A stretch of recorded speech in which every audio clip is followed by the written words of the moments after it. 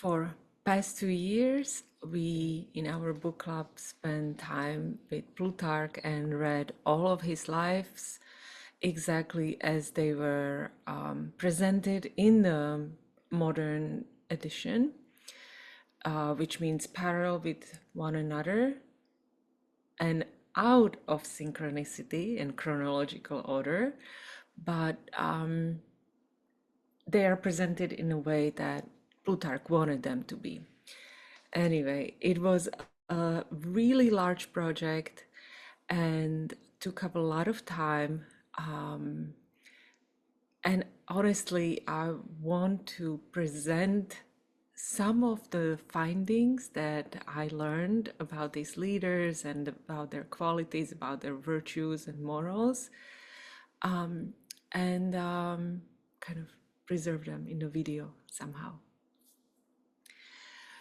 But I did have, putting this together was a real struggle, because this is a 1,200 page long book with about 50 lives, 50 biographies of famous and some of them not so famous ancient leaders. And I really did not know where to start, what to focus on. And because of that, I was really procrastinating on this. But then I remembered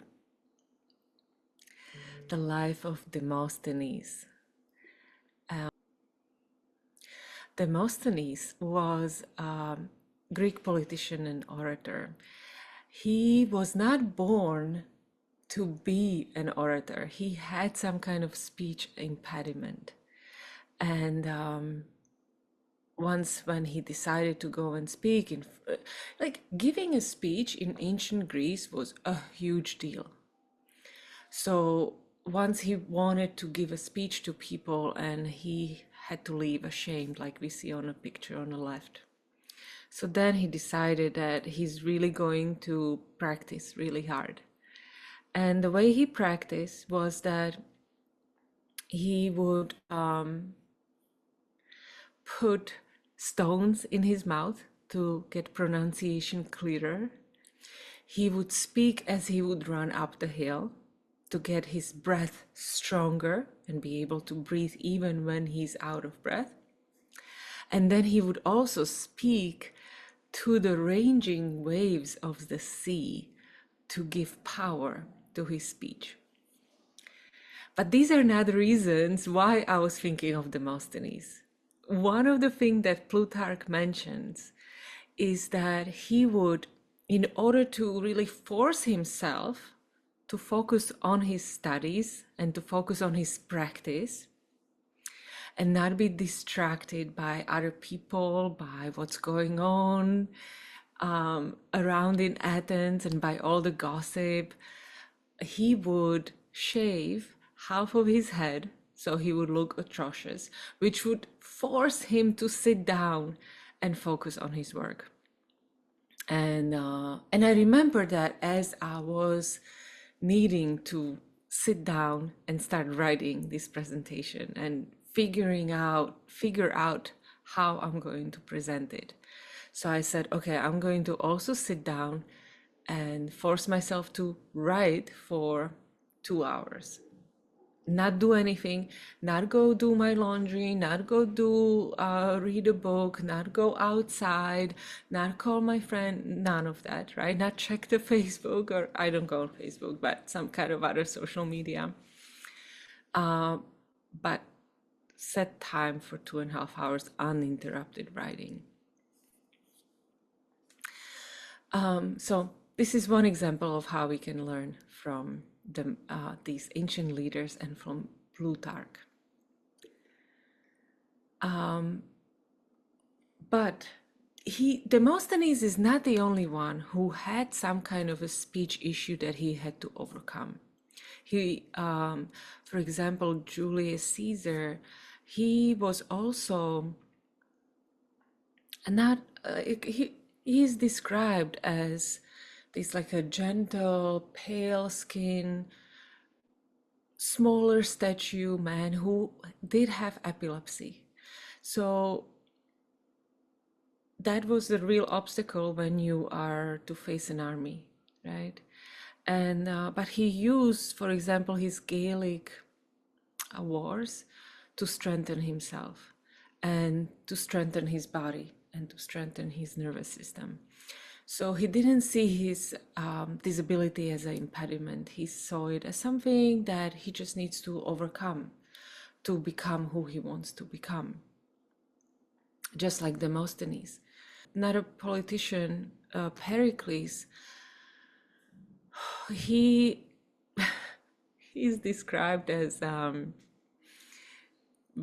someone with very weird shaped head, also as someone who is shy and who does not like people very much. So it was a surprise that he, as a politician, became a great orator, and also he ran on the populist scale, which is, he was not one of the populist people. He was very much from aristocracy, but he overcome his shyness, he overcome his weird shaped head, and they said that that's why he is always captured with a helmet on his head, because he wanted to cover, apparently it was like long or something. So your that, just like Plutarch says here, that his personality was nothing but popular. Anything but popular. Okay, so these are just few examples of how these leaders overcome their weaknesses to claim their destiny. So a little bit about Plutarch. Before I read him, I associated him with pretentious historians. And I thought he was one of those pretentious Romans. So he grew up in a Roman Empire, but he grew up in Greece, which belonged to Roman Empire, right? That's why he's comparing these Greek leaders with the Romans. And he was very much dedicated to his city and to the works of statesmanship that represented his city, to municipal works. He was a priest of Delphi. He was also responsible for organizing the Pythian Games, which is something like Olympic Games. So he was very much a servant, a politician, someone who is there for the people. And you can see it in his writing that he truly wanted to write something that would reflect the personality of the people. He's not just writing histories of what happened, where it happened. He's really interested in the leader's character and what features of their character is supported them or brought them to where they were, and which features were maybe part of their downfall. His lives are so lively and visual that they would inspire many artists much later on.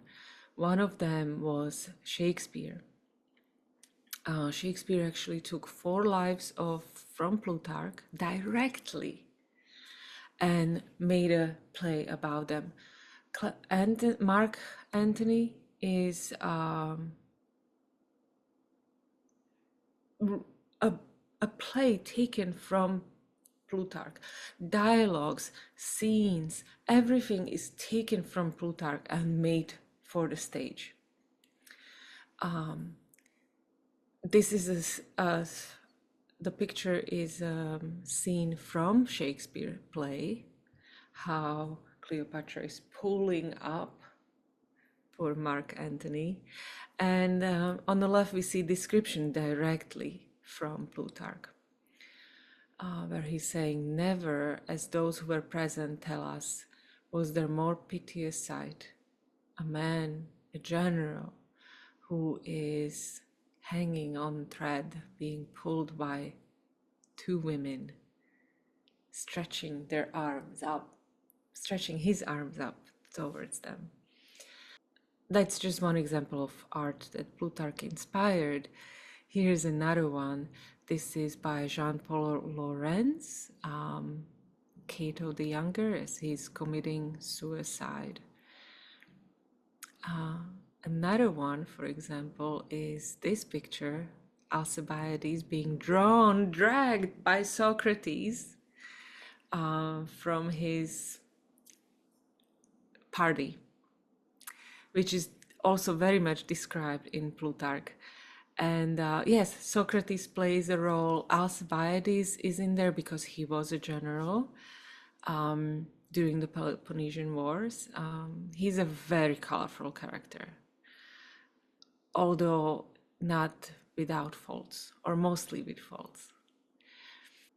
What makes a great leader? That was my main question, and maybe that's something that you guys want to know as well. What makes a great leader? What are the qualities? So from the 50 lives that we had, there are many lives that, as I mentioned, Alcibiades, or Alcibiades as people say, there are many examples and non-examples, right? Of someone who led a war, maybe score some victories, is famous, but some of their personality traits were led to their downfall. And they were not successful in their undertakings. Then there are those who were very successful, too successful, that their comrades would literally assassinate them, kill them, poison them, whatever. And that's majority of the great leaders. This is sad, sad truth that some of the best, most virtuous leaders were assassinated or killed.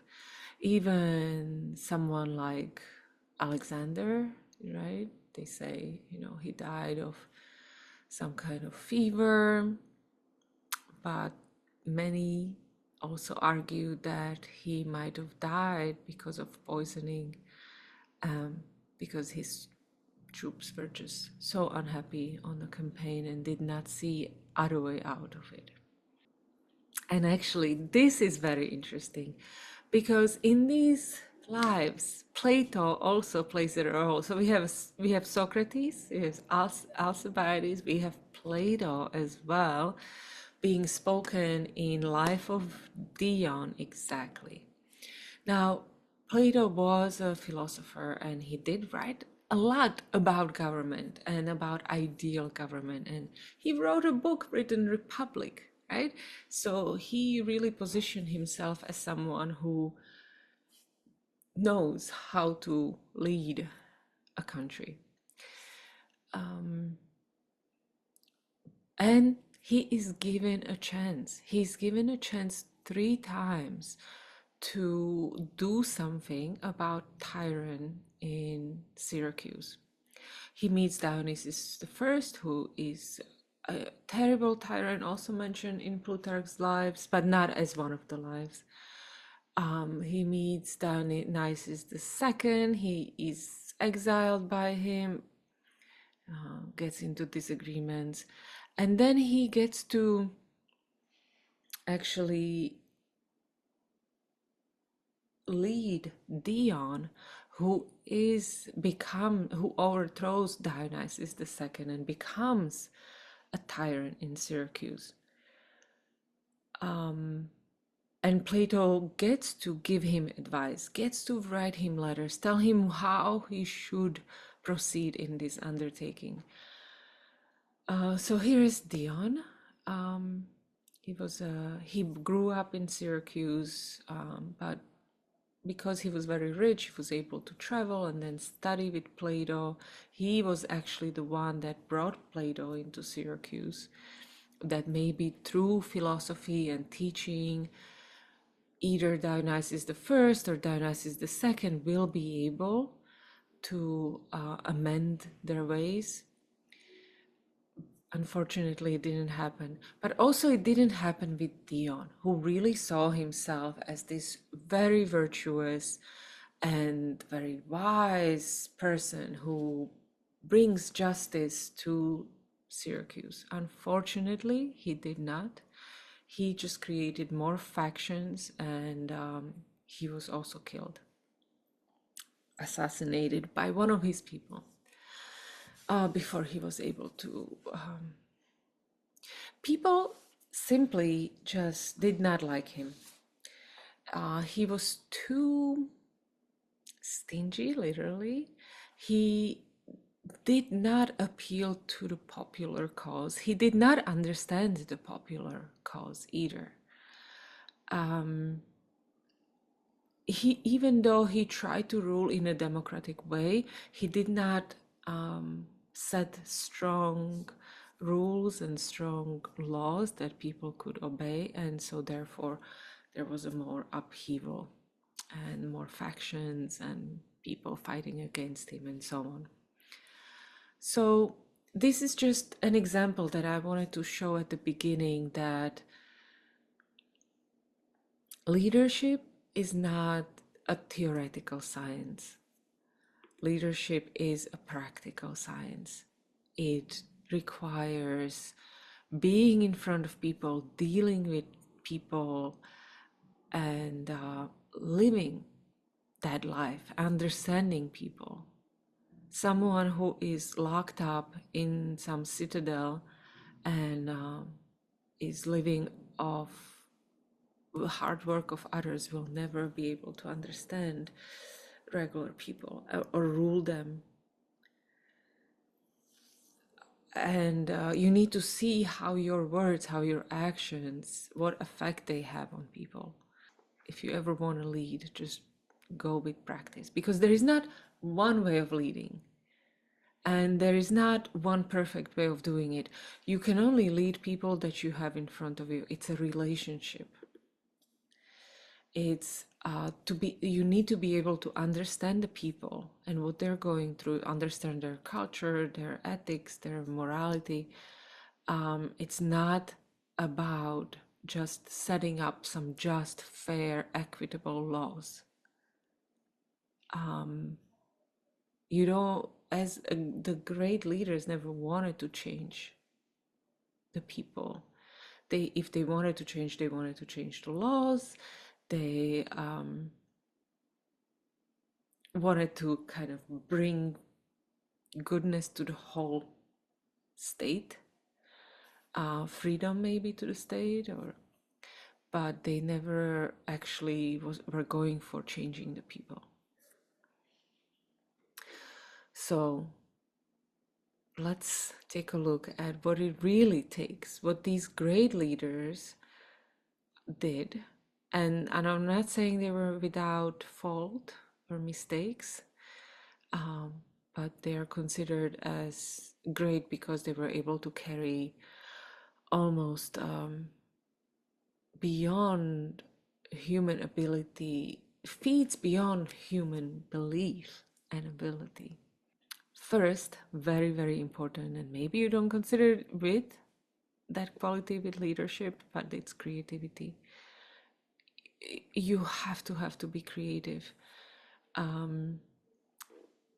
to influence people, to show them what you're thinking. So, for example, Sertorius, who was a Roman rebel. This was before Caesar. This was time when Rome was starting to split during Sulla's rule, who really exiled a lot of people. So Sertorius was one of the exiles who went to Spain, and there he started rebelling against Rome, and he led many successful campaigns against Rome, and was just about to set up some government in Spain when he also got assassinated by some of the people that were close to him. But anyway, but he used as, and this is not something that he somehow constructed. It was like a gift that came to him. Someone gave him a white doe, and he trained the doe and made it very tame, so the doe was not scared of the horses or the military camp or all the noises there. It was very tame, and he would let the doe sit next to him when he was deciding about something. And then he even took it to this next level, to represent the doe as Athena, goddess Athena, or Diana, sorry, goddess Diana, because we are in Rome, of course, and represent that he's communicating with Diana directly. So the rule or the opinions are not just coming from him as a mere human, but from a goddess, which he gets to communicate with. And so that is very important for people, right? To understand that they're not just being ruled by a human who is faulty and can lead them astray, but by a goddess. This is, and I apologize for this terrible picture. That's AI, but I really wanted, I needed a picture of some kind of a treadmill for horses that general named Eumenes created. But before I get there, who was Eumenes? I mentioned Alexander, right? But after Alexander died, of course, all his generals started fighting for the power. And Eumenes was a scribe for him. He wasn't even in general while Alexander lived. He was just like,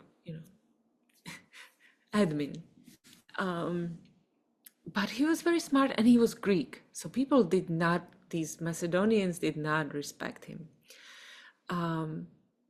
But he kept on this just vision and was strong, working really well with Alexander's mother, and he was trying to protect Alexander's legacy for his children and was fighting for them, mostly in Asia, Cappadocia, Turkey, and stuff like that. And he, from this little secretary, he became a great general because he was so inventive. And this is just a silly example, but when they were besieged in some very tight quarters somewhere, he saw that, oh my gosh, like we all need some exercise to strengthen our body, because when time comes and we need to fight or get out of here, we're gonna be in trouble. So he literally created a little treadmill for the horses. He lifted them by the neck, and that lifted their front legs up, and they were just, then he whipped them and they were running, but they were staying in place, and in that way they were getting their exercise. Anyway, so that is little bit of creativity, but also it's showing this care. Lots of these generals, they not only cared for people, they cared for the animals. They understood the importance of supply lines.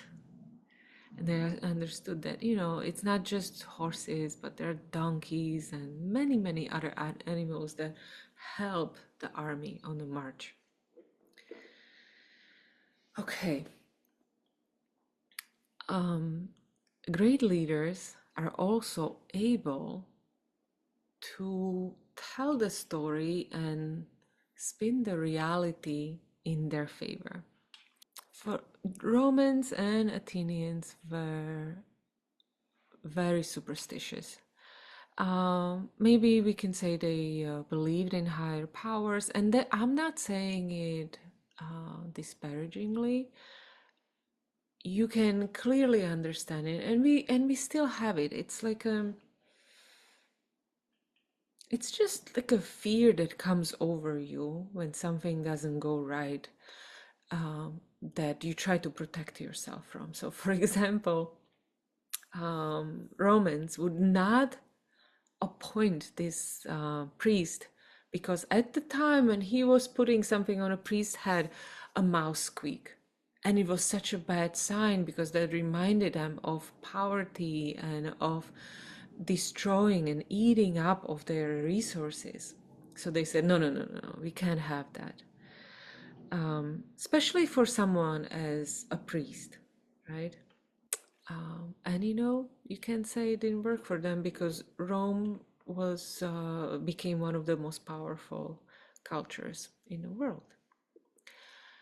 So here is, well, Athenians were the same, superstitious. And so Nicias is one of the counter examples of a leader who was just, who was fair, but for example, he was too superstitious and was not able to spin the reality in his favor. He was not able to take the signs and use them in his for his strength. So they were on a huge, he was leading them on a huge mission to go to Sicily, right? And to subdue Sicily and take all their wealth. So they took their boats because by then they had a really great naval empire. But because there was a eclipse, they were like, the soothsayer said, no, no, no, you have to wait 27 days. And so he waited. They call it he was pious, so he was listening to them, but it's really a fear and weakness in a leader when he is not able to see the situation for what it really is in front of his eyes, but instead gives in to opinions of others, whether the others are his family or soothsayers or other, like soldiers or someone like that. Some make that mistake too. They really give in to the opinions of the soldiers, and it's their downfall. Needless to say, Sicilian affair was disaster. You are on a boat waiting 27 days. Your supplies are running out, and just wait on the ocean. You are giving an enemy chance to also get ready and prepare. It's ridiculous. Okay, so that's Nicias. Now, for example, Themistocles, who is a famous general of the wars against Persia. Persia was a very powerful country. It was going to dominate. It would easily dominate Little Athens if it wasn't for a person like Themistocles and others who fought that time. So Themistocles, there was a sign from heaven that there was always like a serpent living in the Acropolis who represented, who did he represent? Some kind of goddess. Athena. And but then one day when they were just about to set out for a war, this serpent disappeared from the Acropolis, from the most divine place. And everybody got scared. It's like, oh my gosh, this is such a bad omen. We can't go anywhere further. She is abandoning us. Our goddess is abandoning us. And Themistocles is like, no, no, no, you guys. She is not abandoning us. She is going ahead to show us the way. And so they were like, okay, she went ahead. So then let's look for her. Genius.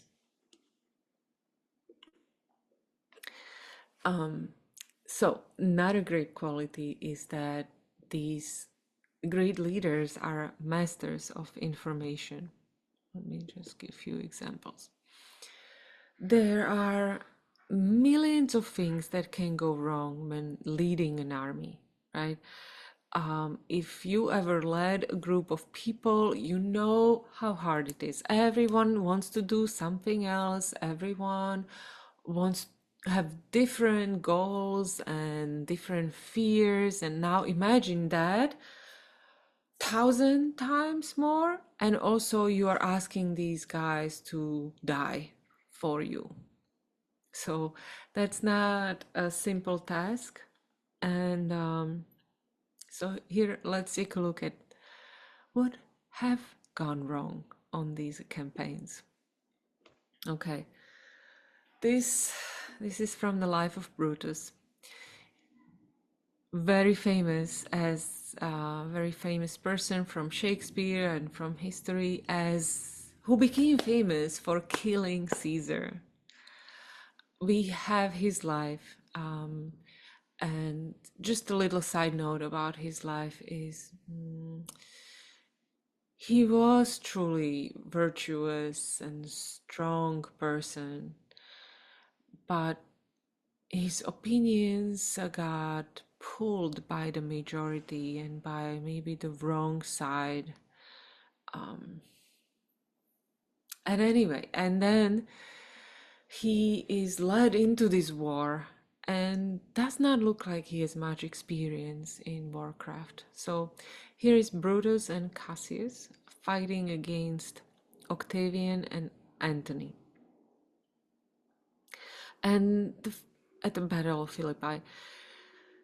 And I don't know if they're such a, it must have been pretty amateurish in their ways, because Cassius thinks that Brutus is losing the battle while Brutus is winning the battle.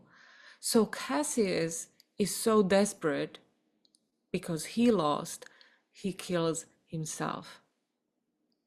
And Brutus is like, but I was winning. There was no communication happening between them, between these two camps. It's really strange.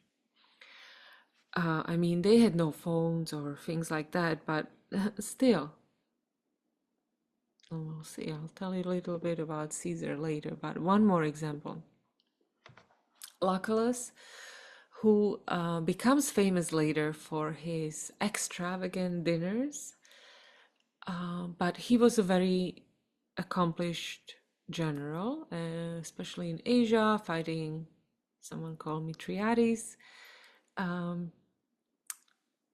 who was a very wily person. But Lucullus was very good at fighting him, and they were winning wars. But because he was he didn't give enough booty, literally, to the military and to his soldiers. They were like, no, we're done. We want to go home. We are done with this. And they mutiny. So then Pompey had to come and replace him. And it was, first of all, he didn't give enough booty. And he was too cold. He was treating them like he was treating himself, which was very austere and limiting, and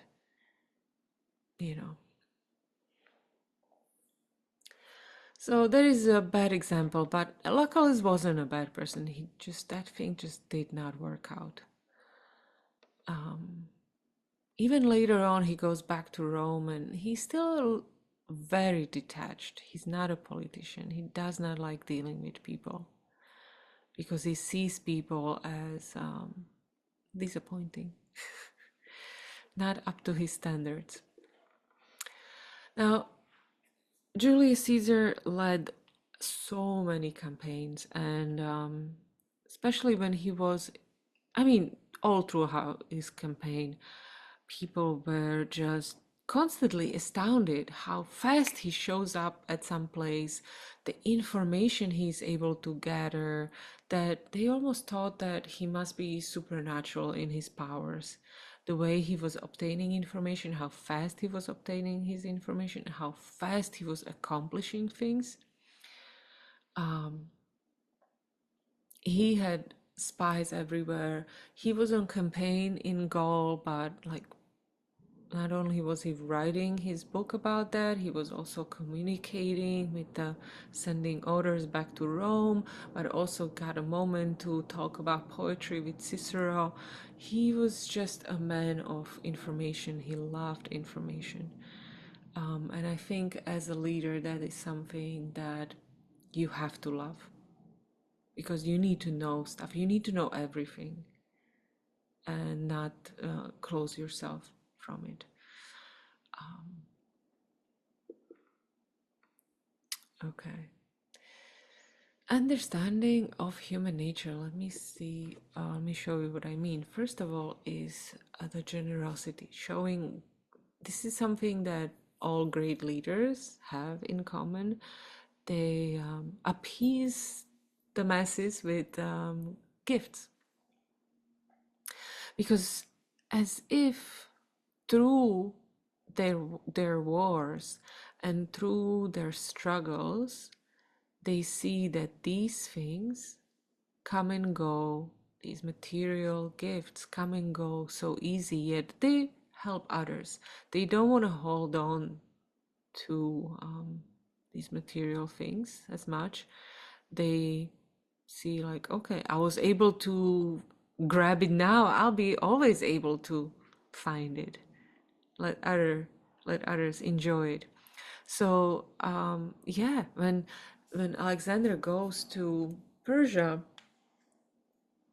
the gifts just keep on pouring, and it's like gifts that Greece has never seen before. And they think like, oh my gosh, his mom is like, you are making your enemies richer than you. And he replied to her, you know, because she's like, stop sending them gifts. And he says, ask for anything you want, except that I stop being generous. So he gives gifts because, that's something that ties you with others. You give someone a gift, that person is immediately tied to you. Next was Pericles also. He was giving a lot with, he built a whole Acropolis for the city of Athens. And that's a legacy that still stands till this day. That was a huge work of generosity. Cimon, another Greek or Athenian leader, who was just before Pericles. Pericles was actually jealous of Cimon and ostracized him. He also opened his gardens and let people just come and take the fruit and help themselves to anything. Pompey and Caesar were really well known for treating their soldiers well. So their soldiers wanted to fight for them. It's you would think that that would be common, to be generous, because that really buys you goodness, but that's not what most leaders do. They mostly rule with tyranny. They ruled through fear. They rule through all kinds of other subterranean techniques. Again, understanding the human nature, Caesar understood the spirit of the warrior, that he says, it is the nature of all soldiers to be fired by the first onset and to have their courage then at its height. Like the first onset, meaning the first charge when they go against the enemy. If you check this eagerness, their spirits are broken and they become less able to withstand the attack of their enemy. So this is Caesar commenting on the war against Pompey. Pompey's strategy was to just kind of like not engage fully, but he would let his soldiers fight and then he would withdraw and let them fight and withdraw. And Caesar understood that that is really how you are killing the soul of the warrior who wants to fight for you, but you keep taking that energy from him. You keep taking that rage, that testosterone that kicks into them, that from them. And clearly he lost that. Pompey lost that war. Okay, this is towards the end of all the qualities I mentioned, but to have vision and to have integrity is very important. Again, that is not something that comes common. Lots of people want to rule because it makes them feel good, or they just want to tell other people what to do. But these great leaders, they actually have vision that serves people and serves the good for all people. And they don't allow others to just simply talk them out of it.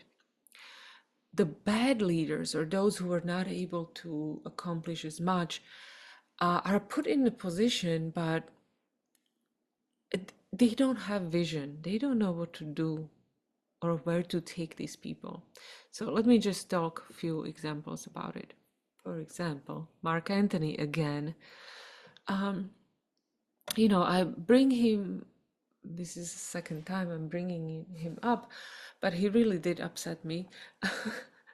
but it wasn't, it's not that he was a bad leader.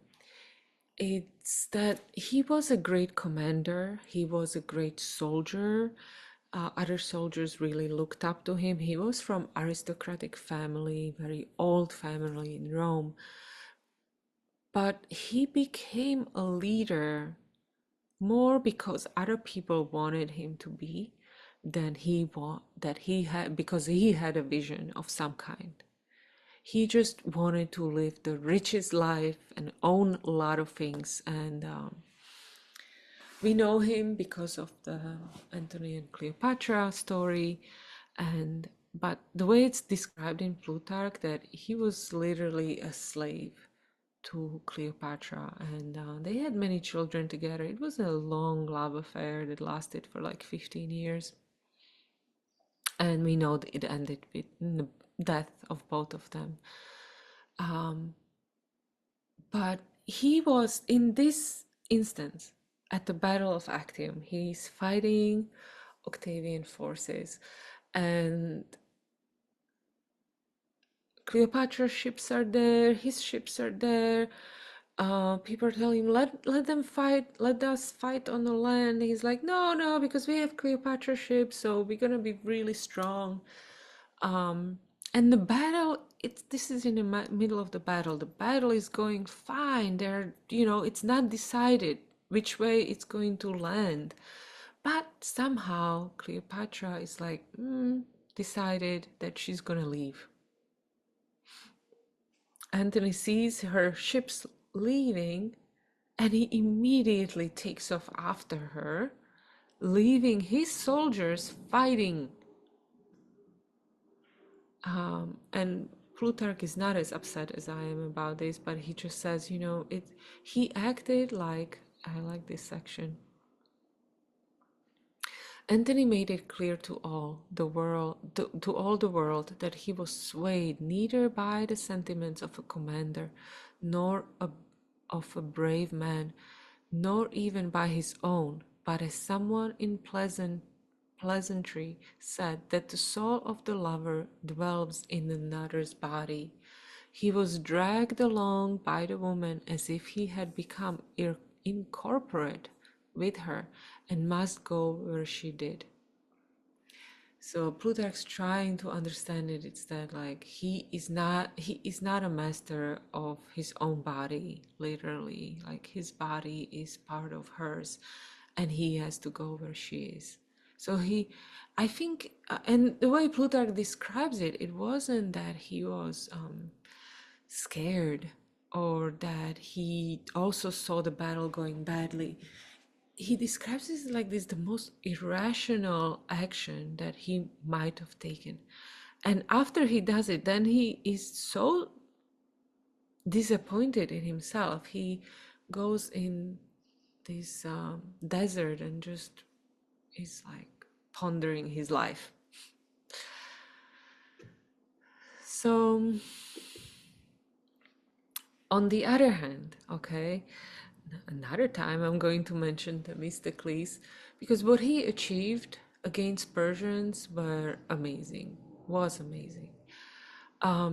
Before Themistocles, and even before Persians got there, Greeks were soldiers on land. They loved to fight with sword and spear, and this was a sign of bravery. This was a sign of high status to be that kind of soldier.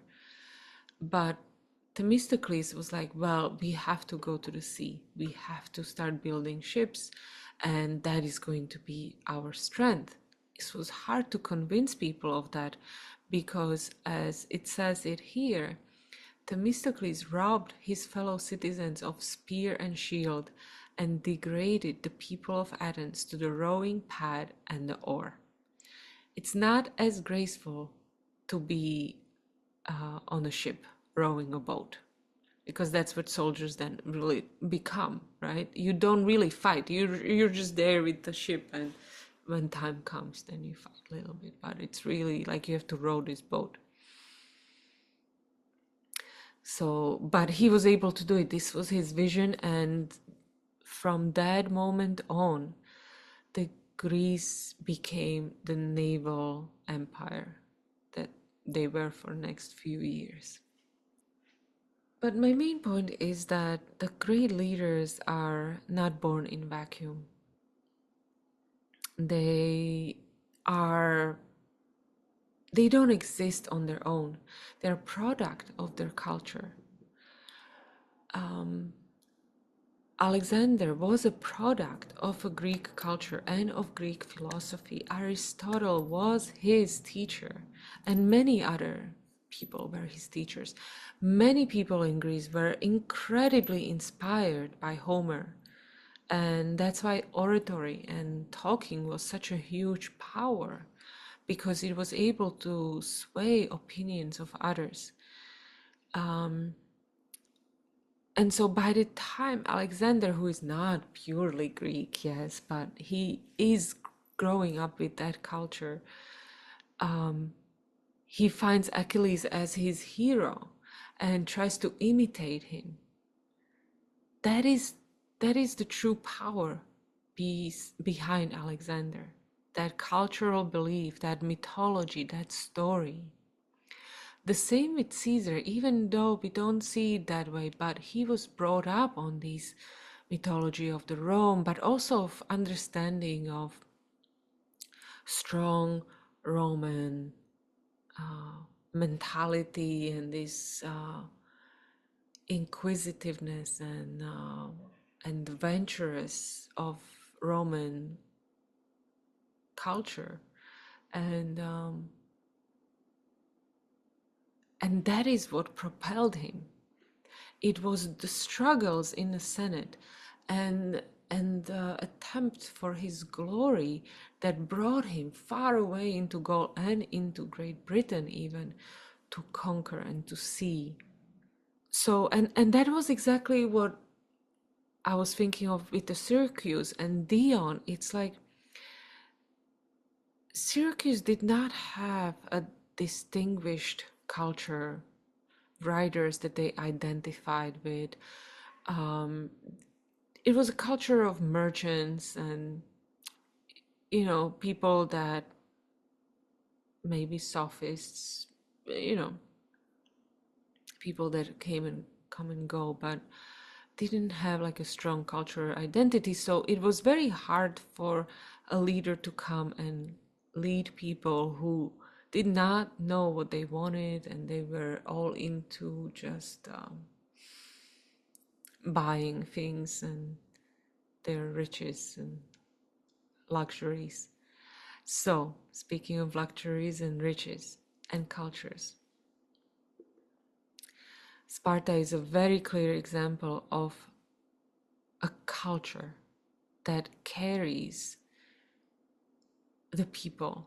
the culture that is embedded in every single human being, the culture that is immaterial, that stands strongly on stories and on strength of every human person. This is a beautiful picture of Sparta by Edgar Degas. You don't see any Acropolis there. You don't see any golden sculpture. There's not even a house there. And even people are literally naked, and they just live freely on these plains. This is a culture that believes in immaterial world, that does not put all its fate in material. There are stories, Lycurgus is a story in Plutarch, and he said, no, why should we build forts? Why should we build walls? Our people are the walls. And we are going to defend the city with our bodies, not with our walls. He took all the money from the people. He made communal eating as something where you install this culture, embed this strong culture in every single human being.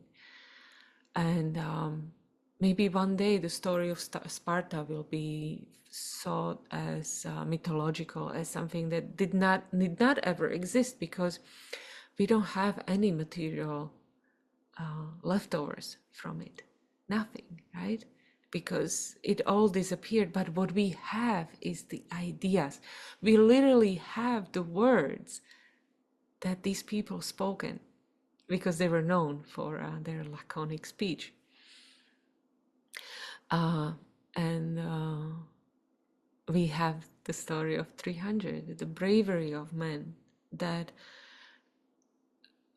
were showed with their bodies that they're stronger than death itself, and that their culture, that their ideas are going to live even beyond their material body and their material living. So the same way today, right? When we look at our culture, when we look at what's actually ideas that carry us, not just what we have as people, not just what we have as culture, but what are the ideas that carry us, that will go beyond these things, that will help us live richer life, because we are not tied into material goods. So what are our moral codes right now? What do we believe in? This is an important question. Do we have artists that inspire us? Do we have leaders that inspire us? What are we even willing to die for? And then another question is like,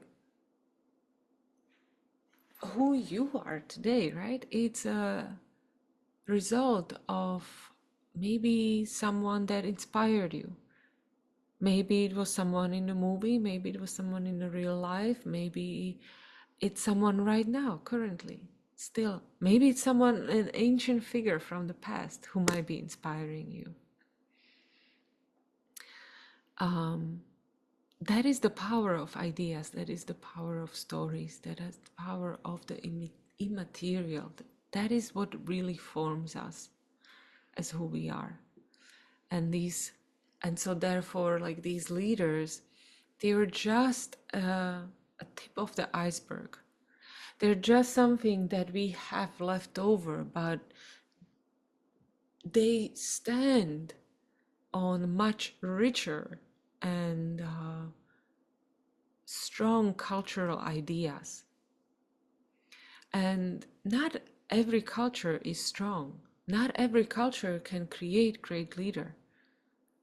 It really starts from everyday people and the stories they tell each other.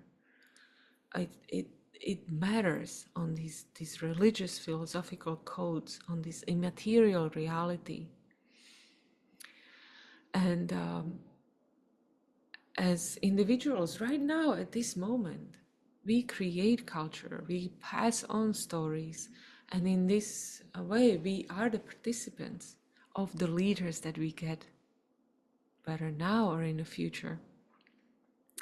And right, the punishment which the wise suffer who refuse to take part in the government is to live under government of worse men.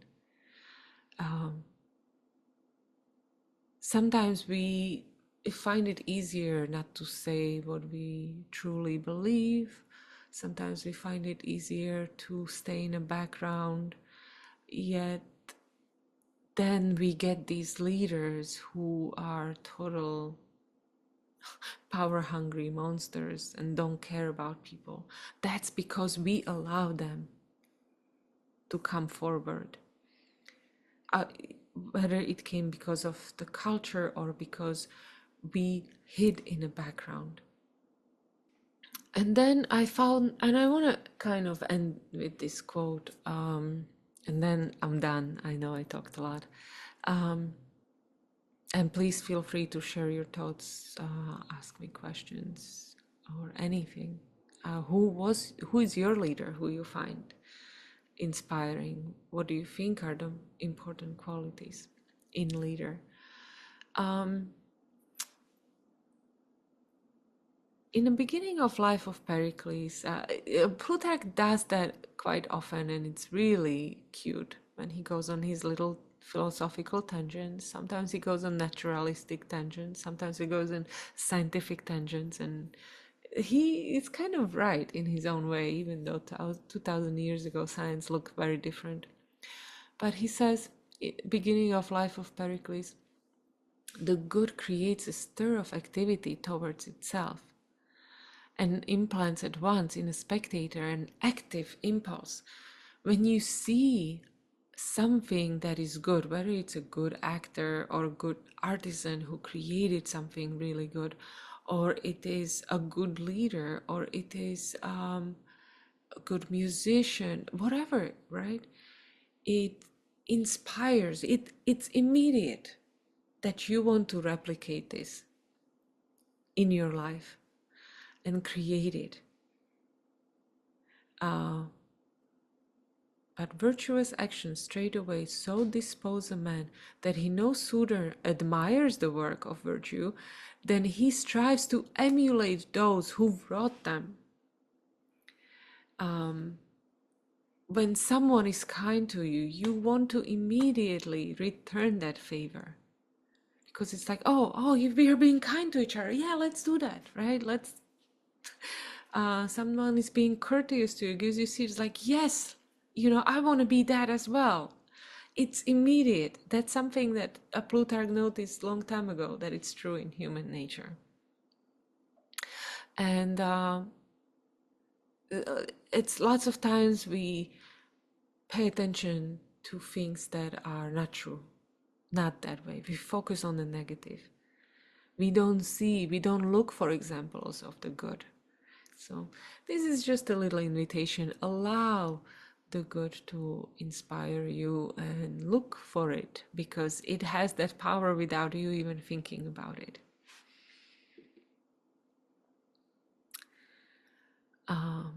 Yes, so that is all.